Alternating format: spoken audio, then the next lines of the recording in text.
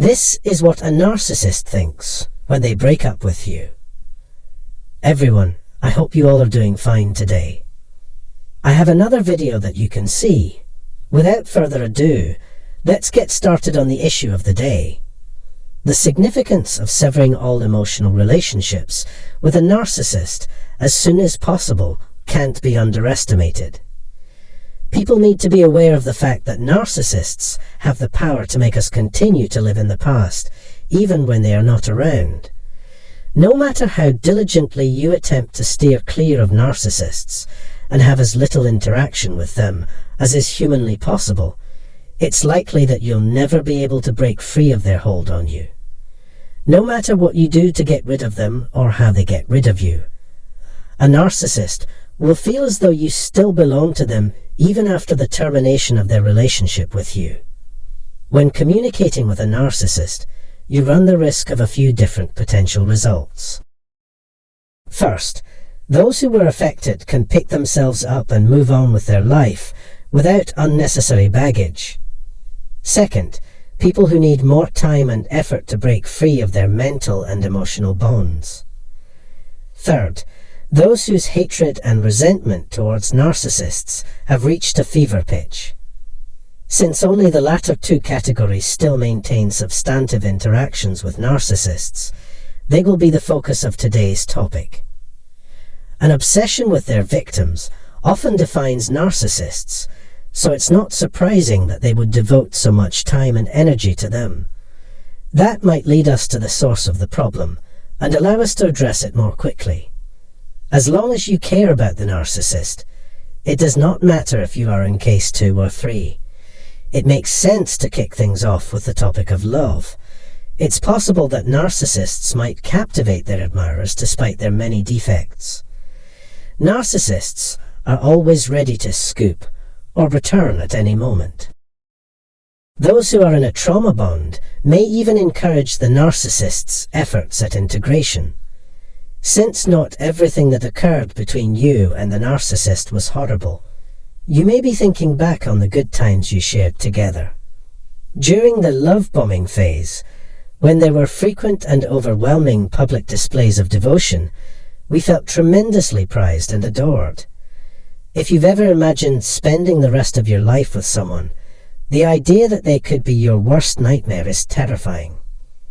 I harped on the importance of accepting one's experience with a narcissist if one hopes to develop a new perspective. One such example is when it becomes clear that they are not who they claim to be.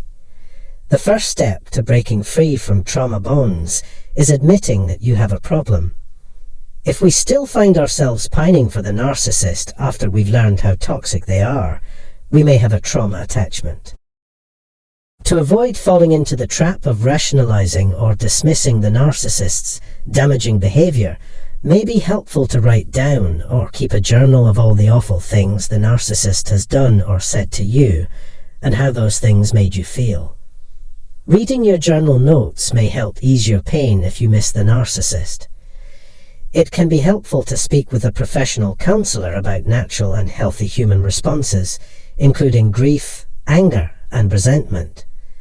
To some, this may bring relief and closure.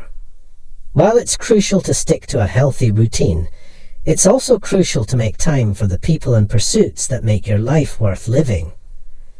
This tactic can be useful in regaining your dignity and creating psychological space between you and the narcissist. Keeping a notebook in which one writes nothing but encouraging thoughts is a great approach to improving one's self-esteem and happiness. Second, we will discuss the emotion of hatred. By holding animosity for the narcissist, we hurt ourselves more than we hurt them. If you are always on edge, waiting for the narcissist to do something, it could be detrimental to your mental health. The nervous and immune systems are particularly vulnerable to the daily barrage of stress and bad energy. It's literally making you sick to your stomach and mind. Ironically, our dislike for the narcissist is very similar to affection. Both love and hate are powerful emotions that affect the whole person. The narcissist does not need our attention, enthusiasm, or sympathy after depleting those resources. That's why they'll go to such lengths to get you to give up your freedom of thought and action. Our objective should be to achieve a state of emotional distancing from them in which we are conscious of their existence, but no longer feel any sort of attachment to them. Forgetting about past events is the only way to get past the time when they are still pertinent. We've become immune to their allure since we frequently deal with them. Refusing to acknowledge their existence will force them to face the fact that they can't hide anything about themselves, including their ideas, activities, or even their presence. Remember that making and maintaining eye contact with a narcissist can be quite tiring. Keep in mind that you can break free from a narcissist by emotionally distancing yourself from them. The lack of interest is a major problem.